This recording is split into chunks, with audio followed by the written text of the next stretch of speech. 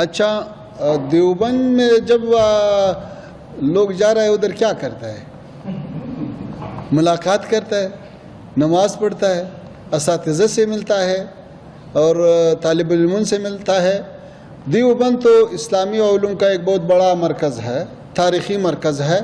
دیوبند کا اکابرین علماء اور افغانستان کے علماء کے درمیان بہت دیرینہ تعلقات ہے، اور یہی مسلک والے لوگ علماء افغانستان میں بھی ہے، اور دیوبند کو ہم ایک علمی اور ایک روحانی مرکز سمجھتا ہے۔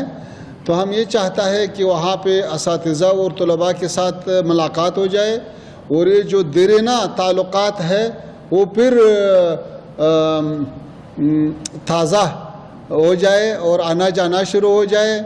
جیسا ہمارے طلباء یہاں پہ انجینئرنگ کے لیے آتا ہے، سائنس کے لیے آتا ہے اور علوم کے لیے آتا ہے، ایسے دینی علوم کے لیے بھی آتا ہے۔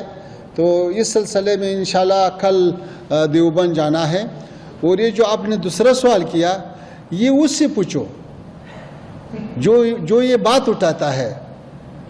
ہم تو اس کا قائل نہیں کہ افغانستان سے کسی کو خطرہ ہے یا کسی کو افغانستان سے امنیتی مشکل ہے۔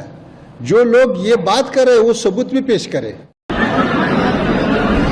علیکم ورحمۃ اللہ وبرکاتہ۔ میں آپ حضرات کا جو بلند استقبال ہے اس کی شکر گزار ہوں۔ دیوبند ہمارا مادر علمی